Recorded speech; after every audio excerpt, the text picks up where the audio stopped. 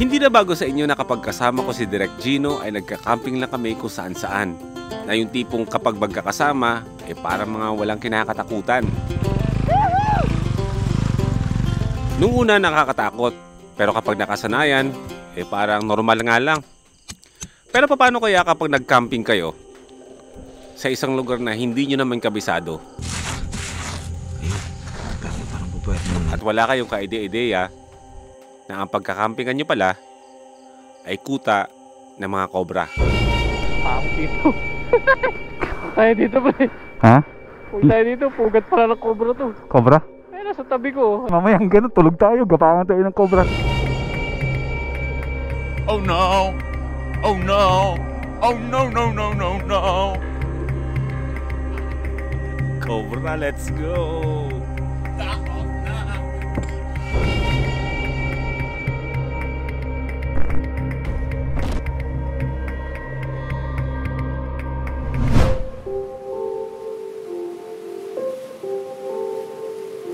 Pamilyar ba kayo sa lugar?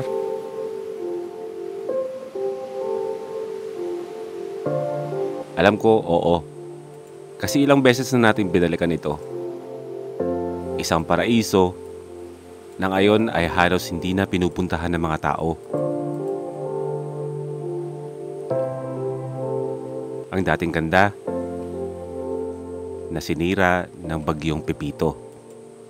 Pero bago tayo mapunta dito, samahan niyo muna ako sa simula. Okay, gas up muna tayo. Gas up, gas up, gas up. Premium. Alright, anong oras na ba? 4:56 ng hapon. At ngayong araw ay may makakasama tayo sa ating pagkakamping. Walang iba kundi ang nag-iisang Direk Gino. Sa wakas natuloy din, pabigla-bigla. Kung saan pa yung bigla-bigla, yung pa yung natutuloy. Nakalimutan ko, di ko pala alam yung connect. Ako rin eh, ngayon ko pala siya i-connect eh. Hold ba yun? Pagka on, hold na matagal ito. Hold yung mesh. Oo. Pairing parang. Network. Ayan, search network. Search network. Oo. Ayan na, maghanap na yan mag-isa.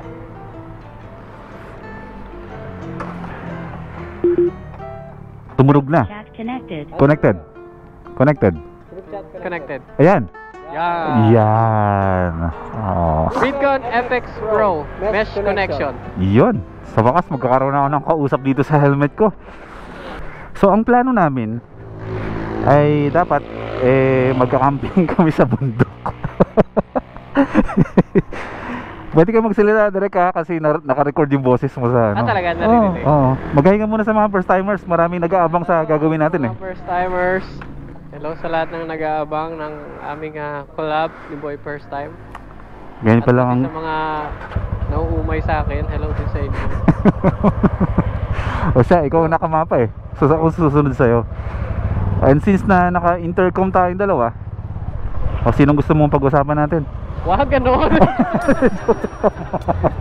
Joke lang. Naman tayo gano'n. Joke lang. Sa tagal-tagal na kaibigan kita, parang ngayon lang tayo bumiyahin na tayong dalawa na pareho tayo nakamotor, tama? Ano? Kasi nagsimula tayo nakasasakyan. Oo. Ay, nakatuktok. Oo. Pinakauna. Tapos sunod doon puro sasakyan na. Oo. Ano ba naman? Bubuo ka lang hampas loopers.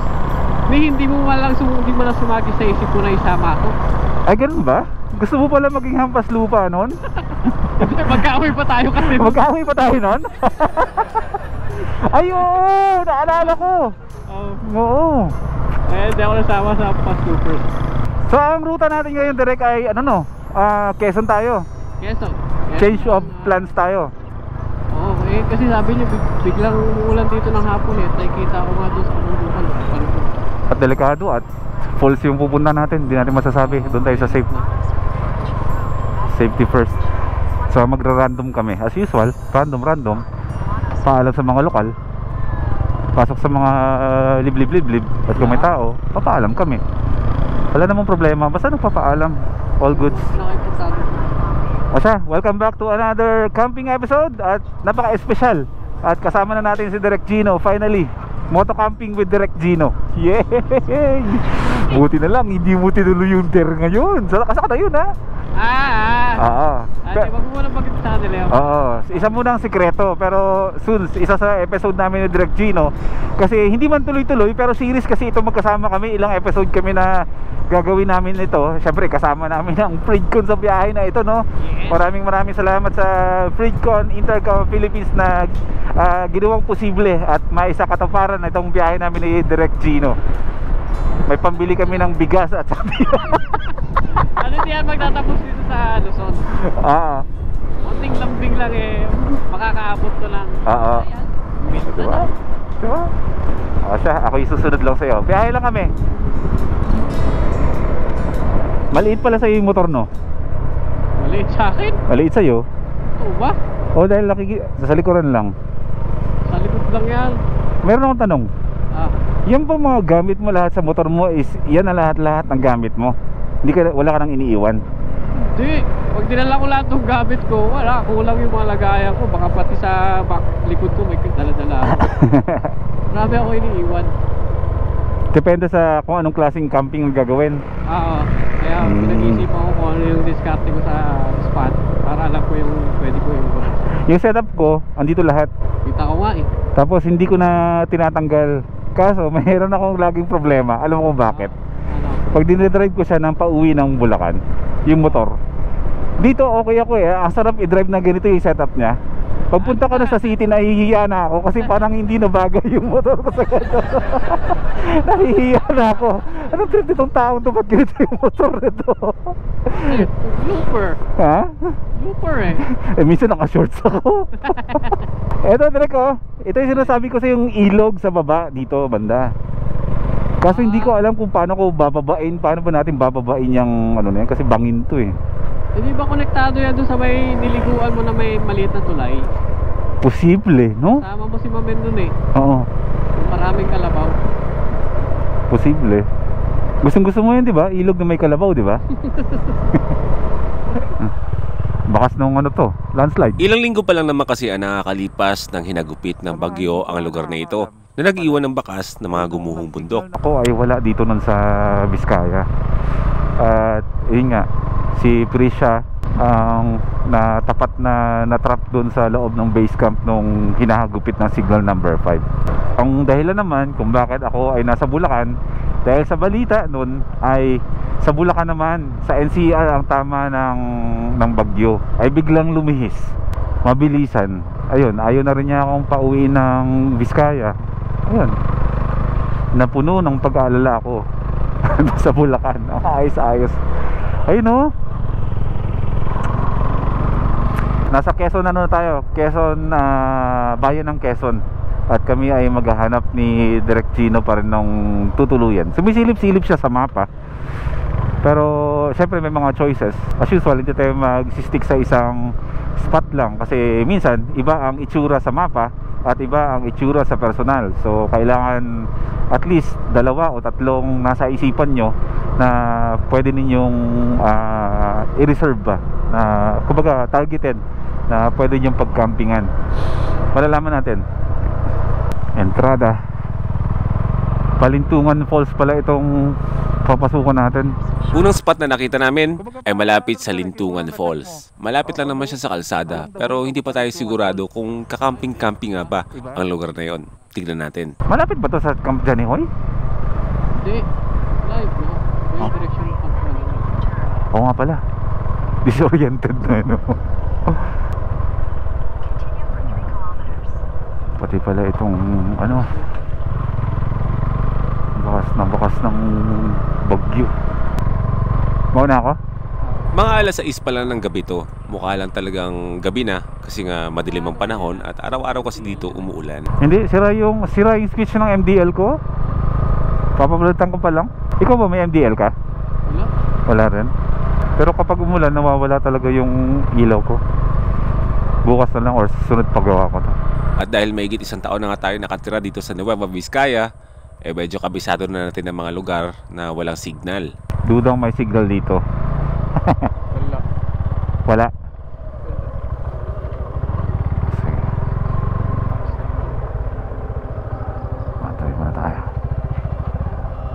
At huminto muna kami para i-check ni Direk Gino kung meron mang daanan pababa kung saan kami magka-camping. Nang biglang, Takot dito. Kung tayo dito, pre. Ha? Kung tayo dito, pugat pala ng cobra to. May nakita kang cobra? Ay, nasa tabi ko. Kaya dito. Teka, punta ako dyan. Ano ba yan? Baka mag-camp tayo dyan. Mamaya ang ganun, tulog tayo. Gapangan tayo ng cobra. Teka, puntahan ka na dyan. Suki ka ng cobra, no? Oo nga eh. May flashlight ka ba? At ito, maliwanag naman yung ilaw ng motor ko. Gagi. Andyan? Eh, kung saan nakatutok yung ilaw ko. Saan? Saan? Ito, to? Oo. Ay. Ay, mismo. Saan? Hindi mo nasisipat. Huwag mong lapitan masyado, ha? May talunin ka niyan. Kung saan nakatapat yung ilaw ko, mismo. Ay, oo nga, no? Oh, shoot! Saan nanggaling yan kanina? Paano mo nakita yan? Diyan lang siya, sa gilid ng daan. May subo-subo siya, isa pang ahas eh. Tapos lumapit ka doon? Hindi, buti na lang mo, nakita ko siya kumikislot. Lumayo ako nung nakita ko kasi laki eh. Diyan lang siya sa tabi ng ng semento. Ang laki nga. Tapos yung buntot na nakikita mo, hindi niya buntot yan, buntot ng isa pang ahas na subo-subo niya.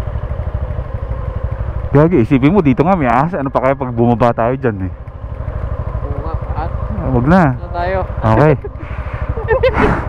Oh, Change plan, meron. change of plan. Grabe dito sa Biskayan, bang walang ahas talaga. Uy, uy, uy. Pagkambala ko pa yung dinner niya. Wag dito. Kanina nagbibiruan pa naman tayo nung matutulog. Tapos baka may cobra. Di ba tayo nakapag-set up? May cobra na agad tayo nakikita. Pero depende rin sa sa belief mo. Sa iba ang ahas swerte, di ba? Oo. May swerte pa parating sa atin. Okay, posible no? Pero wag lang tayo makakagat. Magdala lang siya ng swerte. sa mga ganitong sitwasyon, hindi na natin kailangan magdalawang isip pa. Sibat na agad. Kasi cobra yan eh. Walang patawad yan. May kalalagyan tayo dyan.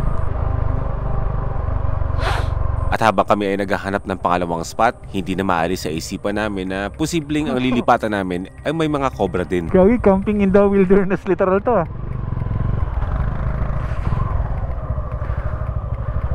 Wash out yung nalubunan. At para na rin sa kapanatagan ng isipan namin, ay bumaba kami at sa nalubunan na lang kami magka-camping. Let's go, be strong, let's go. Pero ginulat kami sa itsura at sitwasyon ng lugar na ito. Yun. Ang dating maaluwan na daanan na ngayon ay isang napakalawak na malambot na lupa. Kasi kapag bumagal kasi tayo dyan, lalo tayong lulubog eh. Lupang hinakot ng baha. Wala namang traction control yata itong motor na to eh. Yan ang kailangan natin. Walang traction kapag mga ganito yung mga kalsada. Grabe ba? Na-wash out yung nalubunan. Ito dito medyo matigas. Ito.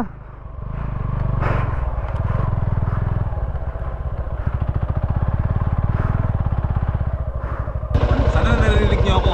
Washed out ng bagyo itong napakagandang lugar na ito na pinupuntahan talaga ng mga turista at lokal. Pero ngayon, tayo lang ang tao dito kasi wala namang may gustong pumunta dito ngayon at mag-camping. Hindi tulad ng dati kasi nga wala eh. Para-paraan tayo. Naglagay ako ng sapin. Nilagyan ko na agad ng pako para hindi lumipad kasi nga malakas ang hangin ngayon. May mga time talaga na dapat yung pagsiset up na-enjoy ko to eh. Pero sa pagkakataon na to kailangan kong bilisan kasi umaambon na.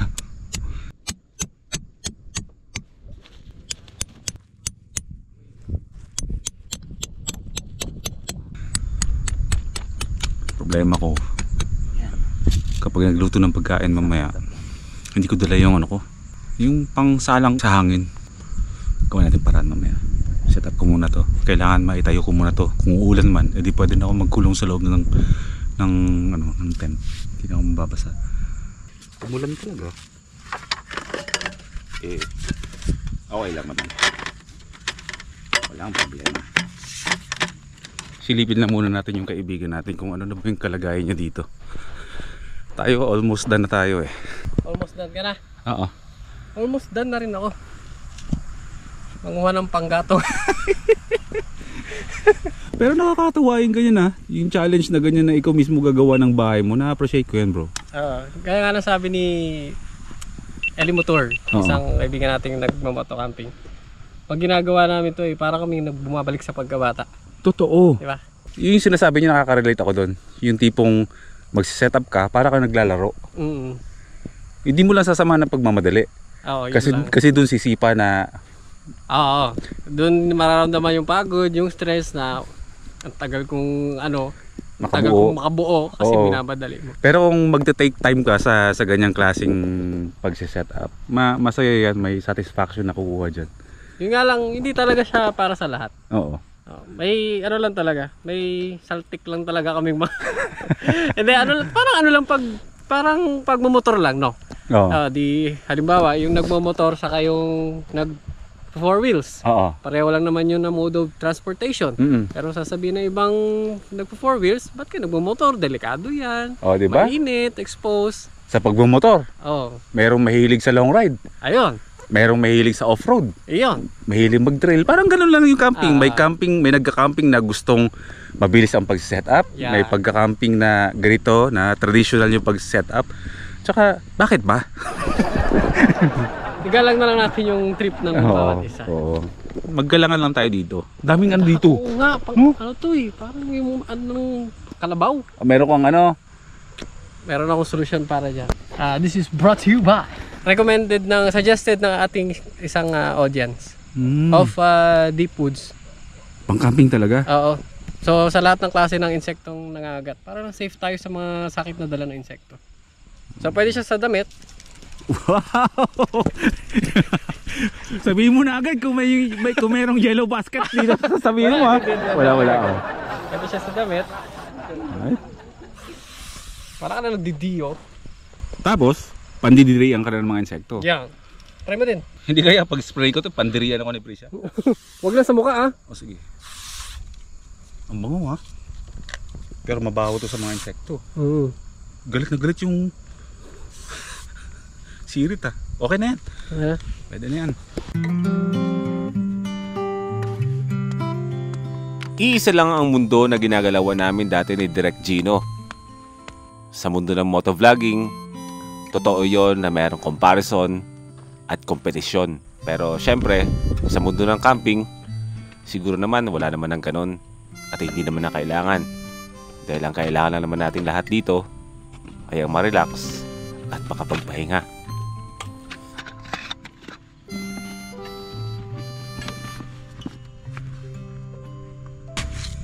Kung pwede ko namang ilubog yung butane ko, ilubog ko dito. Ayun. Parang pwede naman. Sigurado yun mahihilaw yung kanin natin.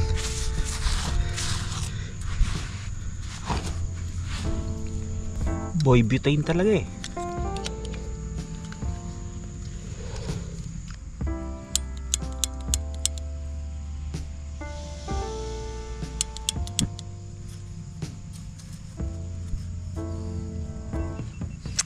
Parang gagana. Yung akala mong okay na, pero hindi pala. Anong klaseng camping to? Hello? Hello? Nakalimutan ko yung... Nakalimutan mo dito. Nakalimutan ko yung bigas. Nagluluto na kayo? Paano nga magluluto? Walang bigas. Sige, punta ako dyan. Wait Punta lang. ka? O sige. Sige. Nakaset up naman na kami. Okay? Welcome to a camping that not really silent. Makakasama natin ang dragon dahil wala tayong bigas. At habang inaantay natin si Prisha, ay gumawa na lang muna ako ng aking paboritong sikwate. Kailangan kong sunduin si Prisha doon sa may bukana. Kasi nga, mahirapan pumasok dito yung Avenis at malalim yung buhangin. Maglalakad na lang ako doon. Sarap. Walang asukal. may mga nakikita akong mga gusto sigurong mag-camp dito. Kaso umaatras kasi nga nakikita nila na ganito yung kondisyon ng malupa dito. Yay! Thank you! Tara. Oo, ako. Inabangan kita eh. Para hindi ka na tumawag. Tara na. O tara. Oh, ako na mag-drive dun sa sa Buhanginan. Ako na magde-drive, maglakad ka lang, sabay lang tayo. Kaya pag walang angkas, walang sakay. Ayan. Pagluto na tayo ng kanin. Ano? Ay, alam ko nang dito kayo pupunta. Ang aking mahiwagang lagayan ng kanin. Makasama natin si Prisha ngayon sa Rescue. camping natin. Rescue. Thank you very much. Paano mo nalamang andito kami? Nararamdaman ko. Sabi ko sa inyo kanina, diba? Nalulubunan lang din ang bagsak nyo. Kaya nga eh. Tapos nakita ko pa, naiiwan yung bigas. Paano sila kakain? Magchat-chat to si Boy P. Hindi matatawid ang puro ulam lang ang hapunan namin. Magchat-chat to si Boy P. Pagtingin ko, ito na. Sabi ko, buti tapos na ako maglagay ng trapal kahit umulan ka ngayon. Ayun, ay hindi ko nga pala na kwento ng maayos kanina. Ayun na, pero nakita nyo nga na si Direk Gino ay napasigaw bigla kanina sa intercom. Kasi nga merong cobra. At dito nga sa Nueva Vizcaya ay yung cobra na yun is literal na ang Nueva Vizcaya ay makobra na lugar. Ay lalo na ngayon umuulan. Ang mga cobra kasi nagtatago yun sa ilalim ng mga lupa. Pag umuulan naglalabasan yan. Ay kanina medyo laging umuulan araw-araw. Araw-araw, gabi-gabi. O yung lugar na pinunta namin talagang mukhang pugad siya ng mga cobra. Iniisip namin kanina kung itutuloy namin sa kalsada pa nga lang may cobra how much more bumaba kami. Kasi ang balak namin sa may tabing ilog at mukhang pahirapan bumaba. Mamaya, syempre diba? Ba? Para safe lang ba tayo? Na hindi porket nagka-camping tayo kung di ba? Ilalagay natin yung sarili natin sa alanganin doon. Cobra 'yun. Mahal. Walang gamot doon. Mahal, ano 'yon? Ang tawag dito. Sign 'yon. Kaya Huwag nga. kayong tumuloy. Oo. Kasi doon pa lang sa kalsada parang binigyan na kayo ng babala. Oo. 'Di ba? Walang antidote ang ang kumbaga anti-venom, walang ganun ng cobra. Once na natuklaw ka ng cobra, alamat ka na. Kaya tama lang yung ginawa namin ni Direk Gino. Oy, tama na ang daldal, magluluto tayo ng hapunan natin. Bigas, tapos syempre, pag Boy P, canned goods, instant, yan, butane, modern tent, LED lights, mga ganyan. Modern camping. Let's go. Magluto na tayo ng marami-rami kasi tatlo tayo maghahaponan yan. Nang hugas-hugas yan. Diretso na yan. Hindi kaya kukulangan sa tubig? Hindi pa. Sakto lang na. Oo, mamaya na lang. Kasi ubos na yung tubig ko eh. Ubus na agad? Ininom ko. Kasi Gino may tubig. Meron siya. Okay. Si Direk Gino, nakapag ready naman na ng tutulugan niya, tayo nagsisimula na tayo magluto. Siya magluluto din. And then kung ano man yung mga pagkain namin dito at pagkain niya doon ay pagsasamahin siguro namin. Hindi ko alam kung anong gagawin, pero siguro mas maganda kung sama-sama na kami para maghapunan, no? Sama-sama na tayo, no? Gwapo mo ah. Siyempre dahil sa ngiti. Shout out Dental Talk. Lalo na kung napakagaling ng doktora mo, dentista mo. Ano pangalan ng dentista mo? Dr. Jessa Yo, diba? Christine Gonzalez. Ang laki na nagagawa ng brace kasi dati mukha akong unggoy. Hindi naman. Makaunggoy naman to. Hindi naman. Basta mahaba dati yung uso ko. Oo. Ngayon medyo pumasok na. Totoo yan. Dati yung itsura ko sakto lang eh. Ngayon. Ngayon gandang lalaki na. Tara, syempre. Kung na yata ang pinakamagandang lalaki sa nalubunan. Sa lahat mga gusto magpa-brace tulad ko, ang pagpapabrace hindi naman yan dapat bata ka pa o may edad ka na. Basta gusto mong magpa-ayos ng ngipin, pwede kayong magpa-brace. May nag-comment sa akin na matanda na daw pag-brace eh. Gusto kong reply yan eh. Joke lang. Bakit ba? Init lang. Mas mahalaga kasi sa akin talaga yung makakain agad. Tapos kung magpupuyat man, at least chill na. Hindi ka ba mapupuyat ngayon? Actually, midnight snack yan. Kaya pala makikikain ka na dito. Ngayon ko lang ulit na-appreciate yung nulubunan. Kasi wala tayong kasabay. Kasalanan ko kung bakit umingay ito. Naamoy mo ba yung amoy ng kanin? Yan ang camper rice. Nagbabalik ang mga alaala. Oo. Totong. Tatlo lang yan. Luto naman yung yung ibabaw. Oh, it's either hilaw o mamasa-masa o may hilaw na part at merong basa. Hindi, ito yung ibabaw. Ito. Yan, ilalim lang na bigla. Sumando ka na lang doon. Alam mo, naiyak ako. Bakit? Never kong na-experience to nung kami ni Ellie magkasama. Bakit? Brother Ellie, bakit hindi ka ganito sa akin? Pinagdamutan ka. Hindi. Bakit? Yan si Brother Ellie, si Ellie Motor. Ano kasi yun? Ano na yun parang usapan na namin, pero nagkasundo kami ng walang usapan. Alam mo yun, hindi ko alam kung anong tawag dun Mutual understanding. Wow, MU. May MU kayo. Mutual understanding namin na kapag magkasama kami mag-vlog, Kanya-kanyang buhay. kami, kanya-kanyang buhay. Choice nyo naman pala. Oo. Lumipas sa magdamag na wala akong ginawa sa time kundi ang mamaluktot. Good morning. Dahil ito na kasi yung panahon dito sa Nueva Vizcaya na may mga time na gusto natin ng malamig. Pero ito na yung panahon na poproblemahin mo na yung malamig na panahon. Nung pagaga, mapatak na naman ang ulan. Silipin natin kung anong itsura ng ating kapaligiran. Wah.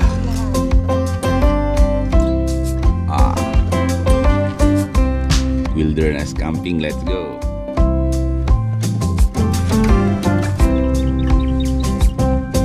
Maambon pa rin. Brown na brown, no? Oo nga.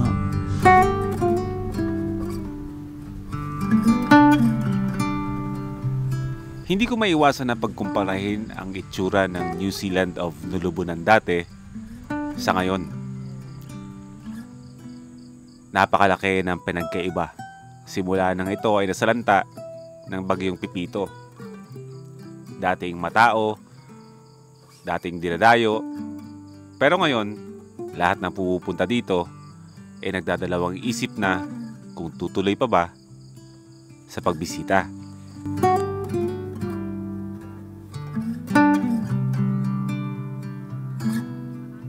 Nakakalungkot man na ganito ang sinapit ng nataguriang paraiso namin dito, pero ang mas nakakalungkot ay ang mga magsasaka na labis na naapektuhan. Kung tatawid yung kalabaw tsaka yung kalesa.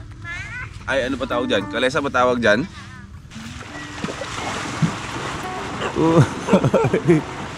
Hindi nga tayo nagkamali ng ating New Zealand ang nulubunan na dati ay napakaganda. Do alam ko namang gaganda to paglilipas ng mga ilang buwan. Ang New Zealand of Nulubunan ay hindi lang isang atraksyon para sa mga turista. Isa rin itong malawak na farm ng mga mais at kung ano-ano pa mga root crops na kabuhayan ng mga lokal. Ang kwento nila sa amin, kinabukasan ay aanin na sila. Pero naunahan sila ng bagyo at pagising nila, lahat ng tanim nila, naglaho na parang bula. Tulad nga ng sabi ko, kalikasan ang nagpapaganda. Ang sisira nun, si kalikasan din mismo. At ang mag-aayos nun, ay si kalikasan lang din. It takes time lang para ma-heal yung isang lugar na nasalanta ng bagyo. And then, babalik yan sa natural na ganda, bagong ganda.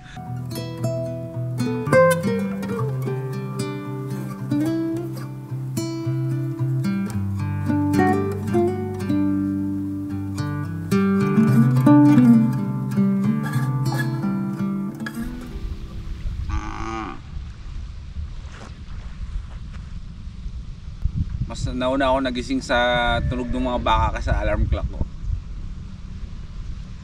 Tayo ay unti-unti nang magliligpit ng ating gamit.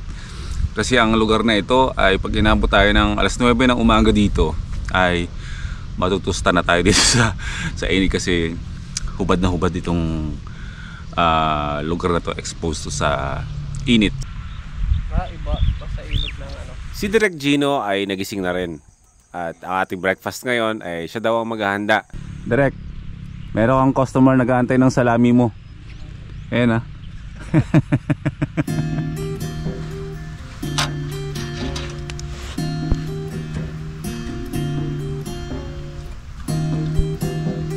Sakto, breakfast.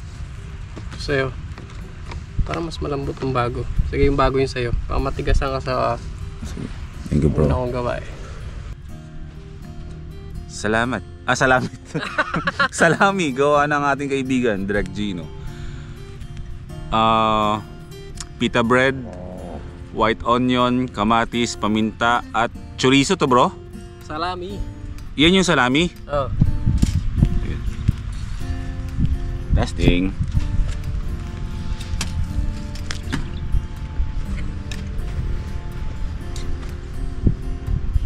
Baka lang maging totoo, hindi naman na tayo masayalan dito. Hindi tayo sensitive. Pala.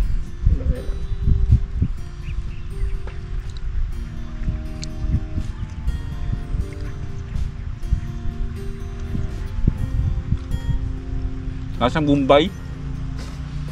Kailan ka tumikim ng Bombay? Lasang Indian food. Dahil sa sibuyas. Sinami ako talaga dahil alam kong mahilig ka sa ano, puting sibuyas. Masarap siya. Sa pita, hindi ko alam kung dahil lumamig na may katigasan. Patigas nga siya. Masyadong ano, dense yung dough. Pero edible pa rin. Pwede na itong breakfast. Sabi mo, maging totoo. Pita nga lang sinabi ko, pero masarap.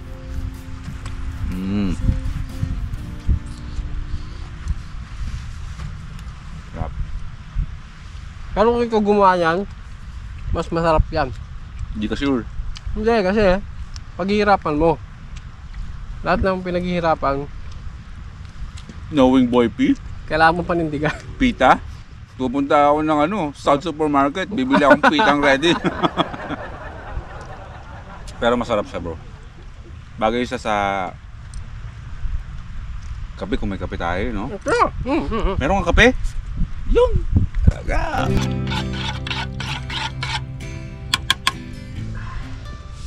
Feeling ko, bro, Yeah. iba yung feeling ng tulog sa ganito kaysa dun sa akin na yung literal na tent, yung tinatawag na grounding ba. Ikaw na kumpara mo yan, mararamdaman mo yun eh, parang nakatsinelas ka at compare sa nagpapaa ka, diba? Sa totoo lang, hindi. Pareho lang. Pareho lang, kung pareho lang wala sapin. Pero kanya-kanya siguro tayo ng interpretation at perception. Depende sa register ng sa isip mo, no? Kung paano mo siya i-appreciate. Gusto ko naman mag-try ng ganito, pero Ang akin lang naman dito kasi, mas feeling ko mas close sa nature, sa ground. Mas ramdam ko yung paligid. Bukod sa nabibigatan ako sa tent. may kabigatan yan. Bulky yung tent, no? Pero tama naman yung iba na merong magagaan at maliliit na option. Kaya lang kasi sa akin, pag may tent ka na, kailangan mo pa rin ng tarp eh. Ito, yan, tarp na lang, tapos higaan kung anong trip mo higaan.